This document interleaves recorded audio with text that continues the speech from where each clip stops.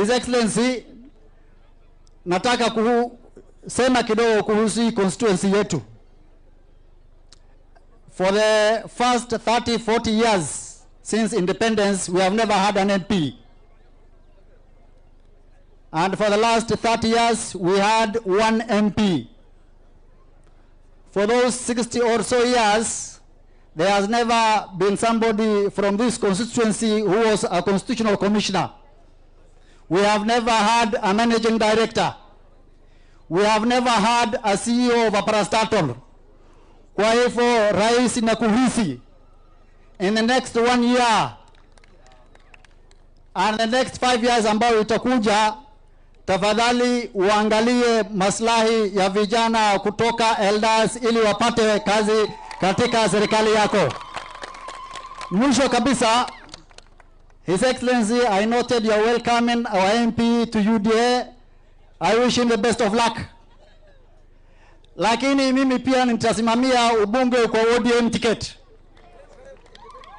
I assure you 90% or over of the votes of Allah's constituency will go to you. Lakini naomba kitu moja. Kwa sababu mimi na yeye ni vijana wako, wacha tuminyane. Yule ambaye atapata kura nyingi apewe certificate. Ama sivyo wananchi? Sivyo? Mwisho kwa Kisomali, ninkan bunkiisa diyaar waa uu karsaday, anaga xirsi aan ku tarsanna, wixii nooga baahan yahay waa wax yar, aan gacanta tusno tutam gabanaga sis u sheegay insha Allah taala shaqadan wajar ka socoto ilaahay intii ku xignay madaxweynaha asaga keenay weegaan soo socdana Eldas baan ku soo wareynaa tutaangilia maendeleo ya Eldas wakati hiyo. Asanteni sana. Thank you. Asante.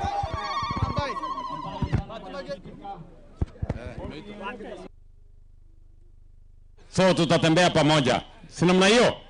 Wacha nimuite ndugu yangu Bwana Kolosh 1 minute, alafu MCA wetu aseme jambo. Assalamu alaikum. Rais, mimi nimekuambia mimi sina la kukuomba. Kwa ajili ile yote ulituambia ulifanya na tuna hakika utafanya. Sasa naomba unikubalie niongee na hawa watu. Assalamu alaikum. Ani kulli waa taqaaniin Axmed Qolosh la dhaho oo jirankiina aan haysoma. Meeshaan anigana MP ka ahayo jirankiina soma. Markiis keenan Eldas MP ki yahay ana xool dhaqatadan MP u haysoma. Ninkan inaan ana u sahnay oon dhahay war ninkaana fiican, ninkaana wax maaratay xoolo dhaqatada arinteeda aqaana, ninkan aan aadna oon reer wajeer kaliga ila jiri ma ogtiin. Haddaan in la iskugu imaaday ma arkaysiin. Hadda sahan damboonkeena ma ka shakanaysiin. Waa ogtihiin markaan ani MP noqonay, ani aabay Alle yarxam, nin reer Eldas ah markaas geel ku dhex dhintay agaari qaadiyo soo duugay. Markaan ani MP noqonay, waa ogtihiin reer Eldas iyo reer Arbajaan ee islaamiin markaan runta sheegno Soomaa. Maantana candhi caanooda la yahay Soomaa. Waxaan inka codsanaa idan ogahay inay cid raabay tashanays oo faal la dhigi doono oo waliba wixii soo baxa walaalo wadaas dhahdina aan diyaar u ah in liiga warqaba insha Allah taala inaan gabana u taagana. waxaana balana ninka Eldas degan inuu hadhaadho degi doono, ninka hadhaadho degan uu Eldas degi doono insha Allah taala. Marka waa maatantiin khayr Allah idin siiya.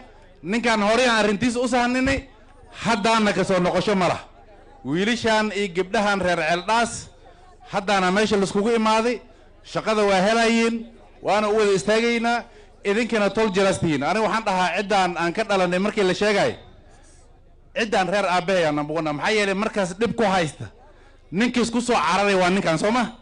waa ogahay inta aas tolku u haysiin iyo meeshaas ka taagantiin.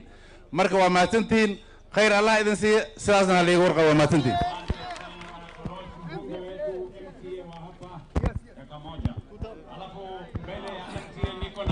السلام عليكم. وابي توتا ناروتو.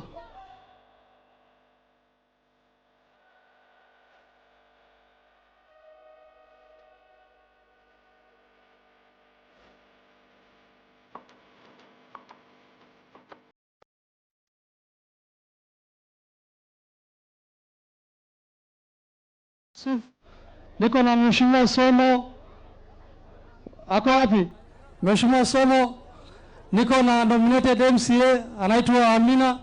Niko na nominated MCA anaitwa Mheshimiwa Adhane. Mheshimiwa, karibu. Hapa ni nyumbani, karibu sana. Mheshimiwa, yote 9 imesemwa, ya 10 nataka niongezee moja. Mheshimiwa, nataka